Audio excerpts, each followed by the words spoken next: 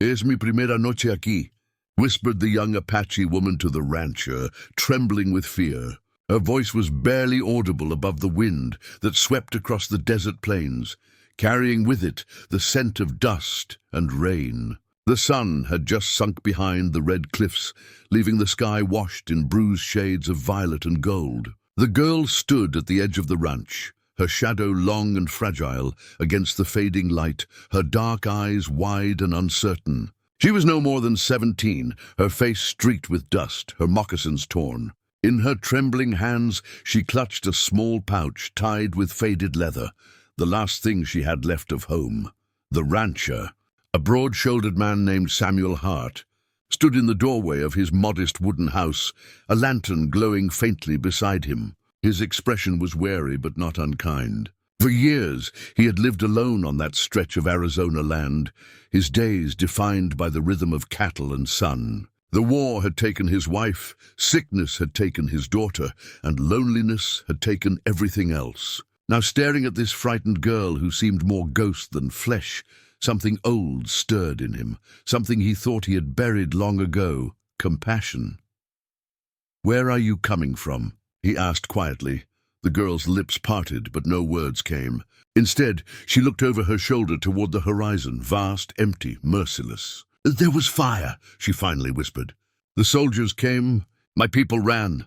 Her voice broke, trembling as if the memory itself was burning inside her. "I kept walking. I followed the river until it disappeared. I thought I would die before I found anyone."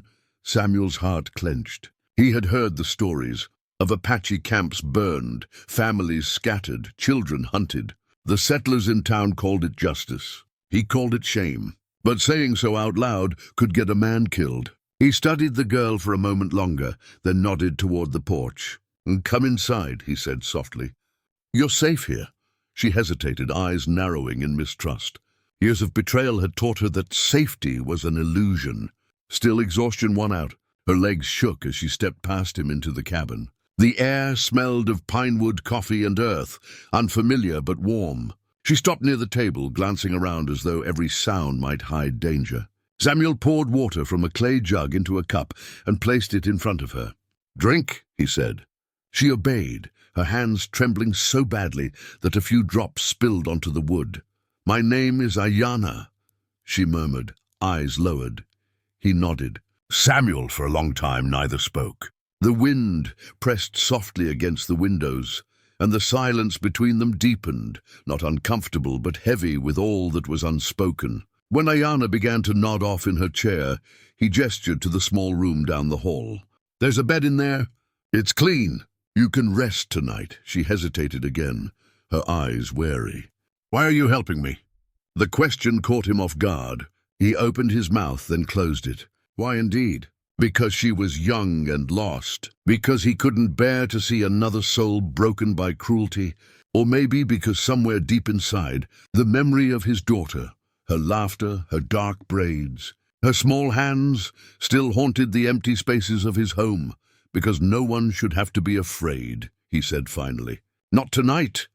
That night, as the rain began to patter against the roof, Ayana lay awake in the small bed, staring at the shadows that danced on the wall. Every creak made her flinch. Every gust of wind reminded her of running, of smoke, screams, and the echo of loss. But in the next room, she could hear Samuel moving, the low scrape of a chair, the soft murmur of a man talking to himself, and for the first time in many nights, she felt the faintest flicker of safety. She whispered a prayer in her native tongue, for the spirits of her family, for forgiveness, for tomorrow, and then, finally, she slept. Morning brought sunlight spilling through the cracks of the old shutters. Samuel was already outside when Ayana stepped out, wrapped in the same blanket from the night before. The air was cool, carrying the smell of sage and horses. He looked up from where he was repairing a fence and offered her a nod. "You can eat in the kitchen," he said, wiping sweat from his brow. "There's bread and beans." She hesitated, unsure if she was meant to stay or leave. "I can work," she said quickly. "I can help." He studied her for a moment. "You know how to handle animals?" A faint, uncertain smile touched her lips. "My father taught me." From that morning, Ayana began to help around the ranch. She fed the chickens, carried water, and mended whatever needed fixing. She worked quietly with careful grace. Samuel noticed she rarely spoke, but when she did, her words carried weight. She seemed to understand the land, how the horses moved, how the wind shifted before rain. Once he watched as she approached a frightened mare. The animal, wild and unbroken, had thrown every man who tried to tame it. But Ayana walked toward it slowly, whispering softly in Apache. The horse's ears twitched, its nostrils flaring. And then, to Samuel's astonishment, it bowed its head, allowing her to touch it. "How'd you do that?" he asked, amazed. Ayana looked up, her dark eyes shining. "My father said animals feel truth," she said simply. "They know what's in your heart before you speak." Samuel smiled, though it was tinged with sadness. Maybe people could learn a thing or two from them. The days passed in quiet rhythm. The ranch, once filled only with the echo of wind, now felt alive again. In the evenings they sat by the fire. Samuel told her stories of cattle drives, storms, and his younger days when laughter had come easier. In return, Ayana shared songs from her tribe, soft, haunting melodies that spoke of stars, rivers, and the spirits of ancestors. The songs made Samuel's chest ache, reminding him that life, even after tragedy, could still hold beauty. One evening, when the fire had burned low, Ayana spoke of her family. "My father was a strong man," she said softly. "He taught me how to read the earth, where the water hides, where the wind sleeps. He said kindness is the only thing that makes a person strong." Her voice trembled, and her eyes glistened in the firelight. "When the soldiers came, he told me to run. He said the land would protect me, but I don't think he believed it." She looked up at Samuel. "I ran anyway." Samuel's throat tightened. He wanted to tell her that she'd done the right thing, that her father would be proud, but the words felt small compared to her pain. Instead, he simply reached across the table and placed his rough hand over hers. For a moment she flinched, then relaxed. There were no words needed. The silence was enough. Weeks turned into months. Slowly, the neighbors began to notice the girl at Samuel's ranch. Some whispered, others sneered. The town still carried old wounds, and an Apache girl working beside a white man stirred more than curiosity. It stirred resentment. One afternoon, as Samuel returned from town, 3 men rode up behind him. Their faces were tight with anger. "Sam!" one of them called out. "You got company up at your place, don't you? That Indian girl?" Samuel's grip on the reins tightened. "Her name is Ayana. Call her what you want," the man sneered. "You know what folks are saying. You bring one of them here, and the rest follow. We don't want trouble." Samuel looked each of them in the eye, his voice calm but firm. "She's no trouble. She's a human being, and she's done nothing wrong." The man spat into the dust. "You best remember who your people are, Hart." Samuel's jaw tightened. "I remember," he said. "And I remember that kindness doesn't have a color." The men glared at him for a long moment before turning their horses and riding away. Dust rose in their wake, stinging Samuel's eyes. When he got back to the ranch, Ayana saw his expression and knew. She stood silently, her hands twisting in the folds of her dress. "You shouldn't keep me here," she said. "They'll make trouble for you." He shook his head. "You belong here as much as I do. No one drives you out." Tears welled in her eyes, but she didn't argue. That night she sat by the fire, staring at the flames. "You could lose everything for me," she whispered. Samuel looked at her, his face soft in the glow of the firelight. "No," he said gently. "You've given me back what I lost." Winter came early that year, blanketing the land in frost. The ranch became a small island of warmth in the cold desert. Ayana grew stronger, her cheeks pink from the chill, her laughter brighter. She began to hum while she worked, and sometimes Samuel caught himself smiling at the sound. But one bitter morning, Samuel fell ill. The fever hit hard, leaving him weak and delirious. Ayana stayed by his side, bringing water, wiping sweat from his brow, whispering prayers in Apache. For days he drifted in and out of consciousness, his dreams tangled with memories of his wife, his daughter, and the soft sound of Ayana's voice calling him back from the darkness.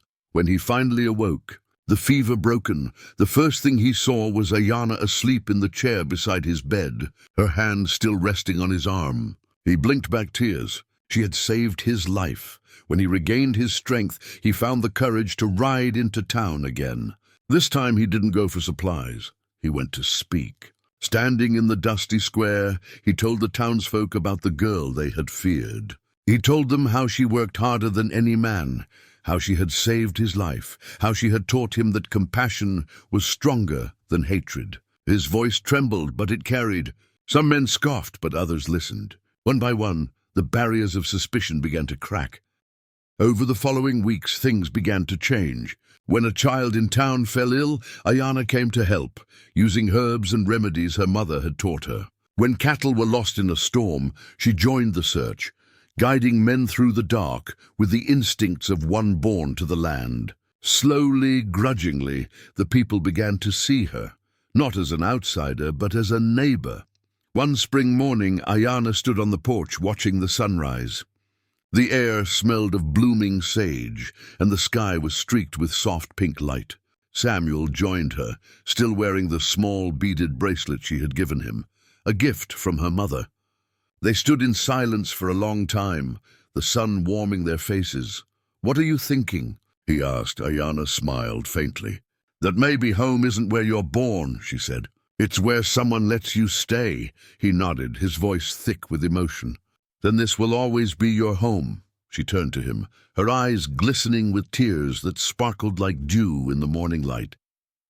The wind brushed past them, carrying the soft scent of spring. For the first time, she felt no fear, no uncertainty, only peace. "It's no longer my first night here," she whispered, and in that moment, the old rancher understood something that would stay with him for the rest of his life, that kindness, once given freely, never truly ends. It moves forward from one heart to another, changing the world quietly, like a seed carried on the wind.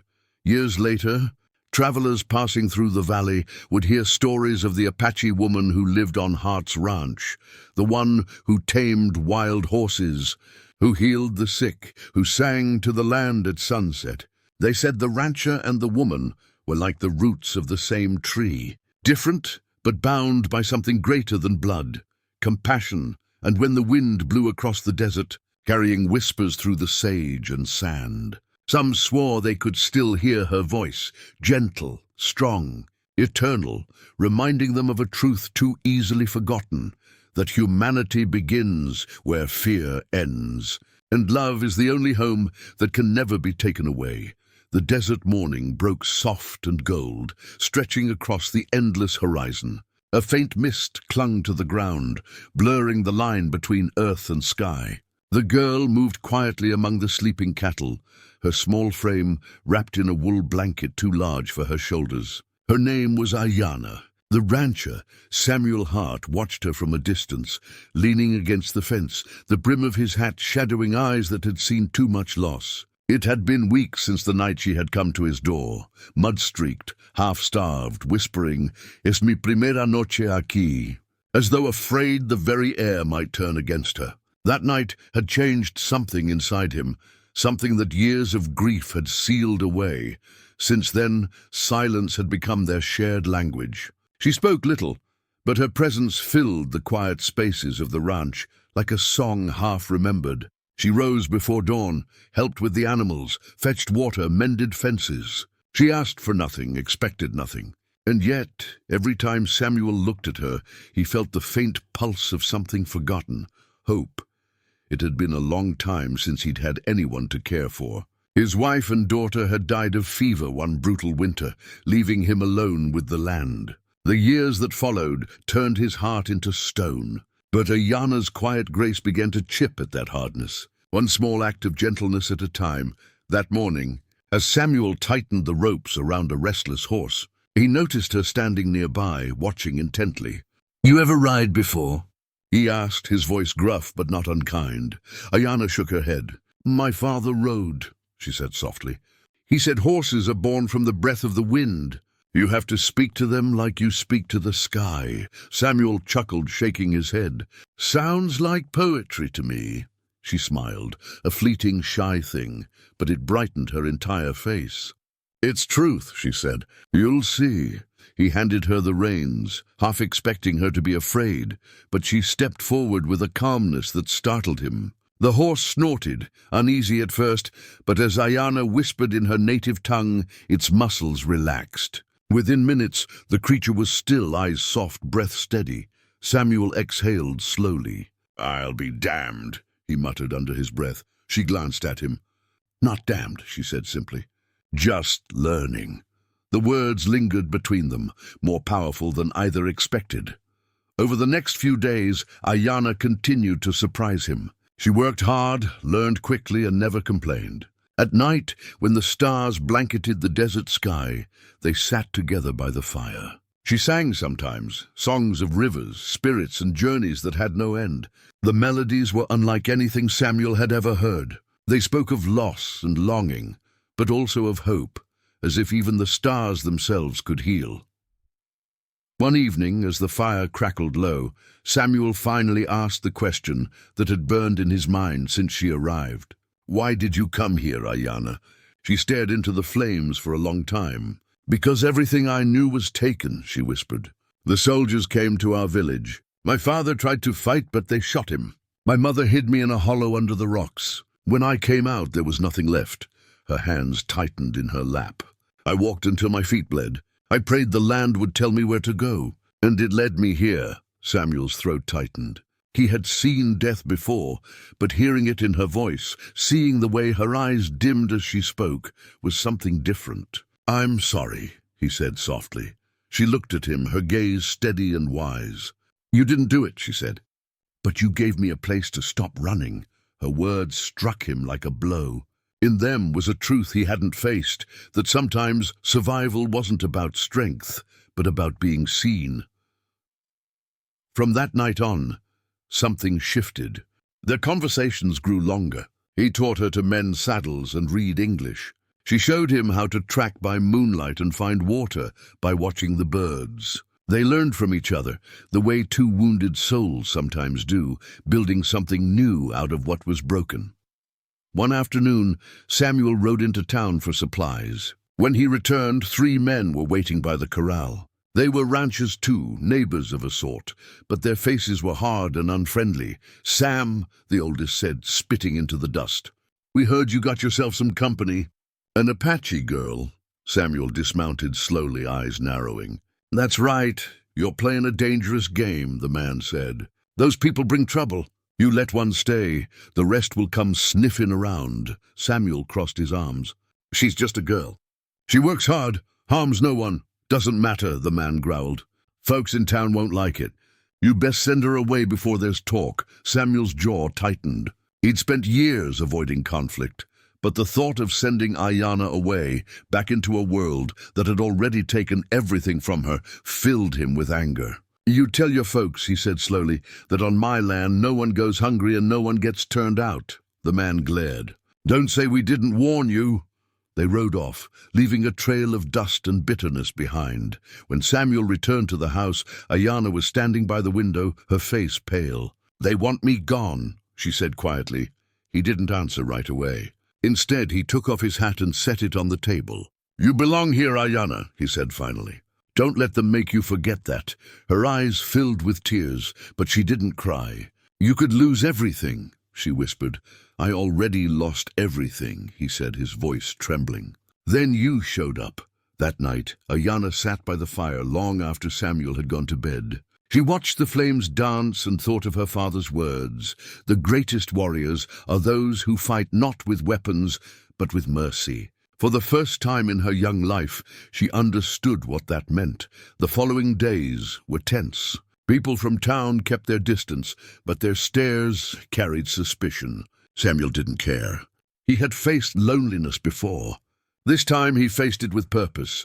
Then one morning the storm came. The sky turned black with dust. The wind screamed through the valley, tearing shingles from the roof and scattering feed across the yard. The cattle panicked, breaking through the corral. Samuel and Ayana ran into the chaos, shouting over the wind, "Get to the barn!" he yelled, but she didn't. Instead, she sprinted toward a small calf trapped in a ditch, its cries barely audible above the storm. She threw herself into the mud, pushing and pulling until the calf stumbled free. "Leave it," Samuel shouted, but she shook her head. Together they fought through the wind, dragging the frightened animal back toward shelter. The barn doors slammed shut behind them just as the full force of the storm hit. They collapsed to the ground, gasping for air, their clothes soaked with rain and dust. Samuel turned to her, anger and relief tangled in his chest. "You could have been killed." Ayana looked up, her face streaked with mud but her eyes bright. "So could it," she said simply. He stared at her, and then, to his surprise, he laughed, deep, unrestrained laughter that filled the barn. It had been years since he'd felt such joy. When the storm passed, the ranch was a mess, fences broken, fields flooded, but the animals were alive. So were they, and somehow that was enough. As they stood outside, watching the sun break through the clouds, Samuel said quietly, "You've got more courage than most men I've known." Ayana smiled faintly. "My people say courage is not the absence of fear, but walking forward while afraid." He nodded, looking out across the glistening land.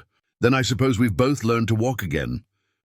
Ayana never left. She tended the land the way her father once taught her, with reverence and care. And sometimes when the sun set over the mesas and the world was still, she would stand by the corral, listening to the wind and whisper, "It's no longer my first night here."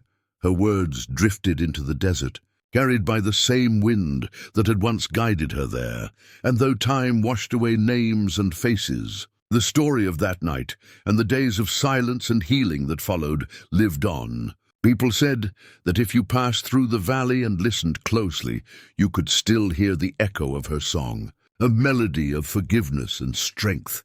It was a song about kindness, a reminder that compassion, once given, never dies. It moves through generations, soft as wind over stone, patient as sunrise after the storm, and somewhere beneath that endless Arizona sky, the land still remembers. The dawn came soft over the Arizona plains, washing the earth in hues of gold and rose. Ayana stood on the porch, her blanket wrapped tightly around her shoulders. The air was still cool, and the desert beyond the fence shimmered with quiet promise. She watched as the sun crept higher, chasing away the ghosts of the long night. The smell of dew on dust and mesquite carried memories of everything she had lost and everything she had found. It had been nearly 3 years since that night. The night she had come to Samuel Hart's ranch, half-starved, trembling, whispering, "Es mi primera noche aquí," as if the words themselves were fragile enough to break.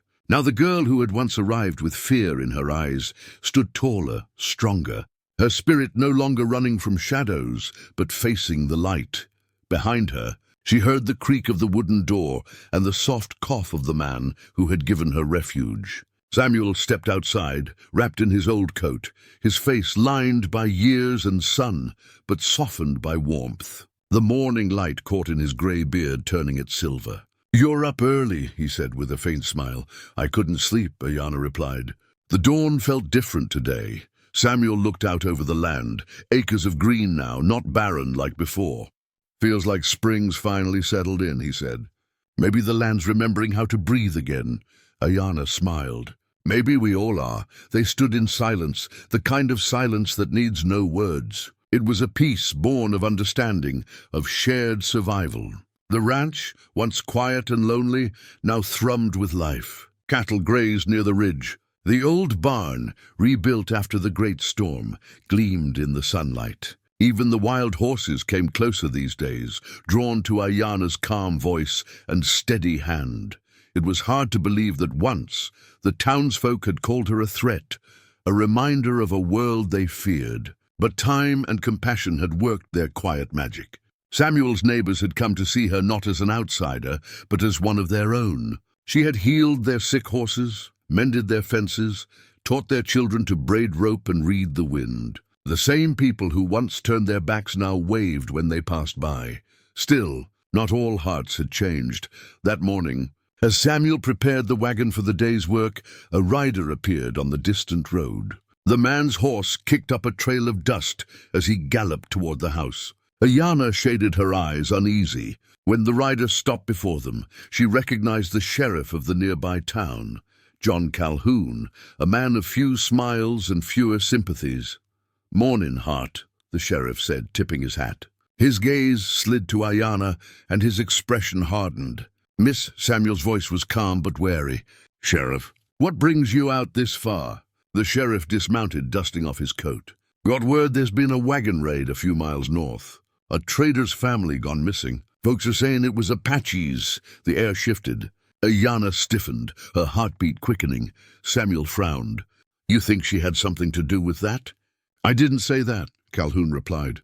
"But people are nervous. They know she's here. You know how talk spreads." "She's been here every day," Samuel said firmly. "She works harder than any man I've hired, and she's saved more lives than you'll ever count." The sheriff sighed. "I know you trust her, Sam, but not everyone's like you. Keep her close. Don't let her wander. I don't want trouble." He tipped his hat again and rode off, leaving a cloud of suspicion behind him. Sienna's voice trembled. "They'll never forget what I am." Samuel turned to her, his eyes kind but steady. "Then we'll remind them what you are every day until they do." She looked at him, her throat tightening. "And what am I?" He smiled softly. "You're the reason this land came back to life." But the shadow of the sheriff's warning lingered. For days afterward, Ayanna felt eyes on her whenever she rode into town. Whispers followed her like dust in the wind. One afternoon, as she helped an old woman gather herbs behind the general store, two men approached, their voices sharp. "You shouldn't be here," one said. "Your kind brought enough death already." Ayanna froze. The old woman, Martha, a widow whom Ayanna often helped, stepped forward, her frail frame trembling with anger. "She's done more good for this town than either of you ever will. If you've got a problem, take it up with me." The men hesitated, shamed by the courage in the old woman's voice. They muttered something under their breath and walked away. Ayanna's hands shook as she helped Martha back inside. "I don't want people to fight for me," she whispered. Martha took her hand gently. "Child, you don't get to choose when you inspire people. Sometimes doing right makes others braver too." That night, Ayanna sat outside under the stars, thinking about those words. The sky above was wide and endless, the same one her parents had looked at, the same one that had watched her through fire and loss. She closed her eyes and whispered a prayer, not for herself, but for understanding, for peace. Weeks later, the truth about the wagon raid came out. It hadn't been the Apache at all, but a band of drifters who'd moved through the valley under cover of night. The news spread fast. The sheriff rode back out to the ranch, hat in hand, his face red with shame. "Guess I owe you both an apology," he said awkwardly. Samuel folded his arms. "Guess you do." Ayanna said nothing. She only nodded, her expression calm. "People believe what fear tells them to believe," she said. "It's easier than listening to truth." Calhoun looked at her, uncertain how to respond. "You've got wisdom beyond your years," he muttered before turning his horse and leaving. After that day, something in the town began to change for good. Fear had lost its footing. The story of Ayanna's courage, of the storms she braved, the lives she saved, and the kindness she gave freely, spread farther than anyone expected. Travelers began stopping by the ranch to rest and share food. Ayanna taught them how to find water in dry soil, how to treat snake bites with desert herbs, how to listen to the land instead of trying to conquer it. Samuel watched all of this with quiet pride. His once empty ranch had become a place of healing, not just for the land, but for the hearts of all who came. One evening, he found Ayanna standing near the corral, her hair loose, her face lit by the orange glow of the setting sun. "You've built something here," he said. "Something worth remembering." She looked at him, her expression tender. "We built it together," he chuckled softly. "You know, when you first came here, I thought I was helping you. But now I see it was the other way around." Her eyes glistened. "Kindness doesn't belong to one person," she said. "It grows when it's shared." As the years passed, the ranch thrived. The land bloomed again, green and generous. The townspeople, once divided by fear, began working together, building schools, planting orchards, sharing festivals where laughter replaced suspicion. Ayanna became a symbol of what compassion could heal, but time, as always, kept moving. Samuel grew older, his steps slower, his voice softer. One winter morning he fell ill. Ayana refused to leave his side. She cooked his meals, told him stories, and sang the songs her mother had taught her, the ones that carried prayers to the sky. One evening, as the fire crackled softly, Samuel took her hand. His eyes, though dimmed by age, still held the same kindness she had seen that first night. "Ayana," he said weakly, "I reckon my time's near." She shook her head, tears burning in her eyes. "Don't say that. The world still needs you." He smiled faintly. "The world's got you now. That's enough." She pressed his hand to her heart. "You were my father when I had none," she whispered. "And you were the daughter I never got to see grow up," he replied. "Promise me something, anything. Keep this place alive. Not for me, for what it stands for. For kindness, I promise." He nodded, a small smile touching his lips. "Good. Then I can rest easy." When Samuel passed away, the whole town came to the ranch for his burial. Men and women who had once scorned Ayana now stood beside her, heads bowed in respect. Children placed wildflowers on his grave. And when the last shovelful of earth was laid, Oceana stood alone for a moment, the wind stirring her hair, the sky painted in the colors of evening. She whispered softly, "Es mi primera noche aquí," then smiled through her tears. "But now I'm not afraid." The years rolled on. Ayana kept her promise. She tended the land, cared for the animals, and opened the ranch as a refuge for anyone who needed rest or kindness. Travelers called it the House of Hope. Some stayed for a day, some for a season, but all left changed. People said she had an aura about her, that when she looked at you, she saw not what you were, but what you could still become. Children listened wide-eyed to her stories of courage and compassion, and when they asked her what made her stay all those years, she would smile and say, "Because once someone saw me when the world refused to." As she grew older, her hair turned silver, but her spirit never dimmed. Every dawn, she stood on the same porch where she once trembled with fear, watching the sunrise spill across the desert. The land was alive now, fields golden with wheat, the river running clear, wild horses grazing near the hills. One morning, a young traveler arrived. A girl no older than Ayana had been that first night. She was barefoot, lost, afraid. When Ayana opened the door, the girl's eyes filled with tears. "Please," she whispered. "It's my first night here." Ayana felt her heart catch. She reached out her hand, her smile gentle and sure. "Then it's your first night safe," she said. "Come in." And so the circle began again.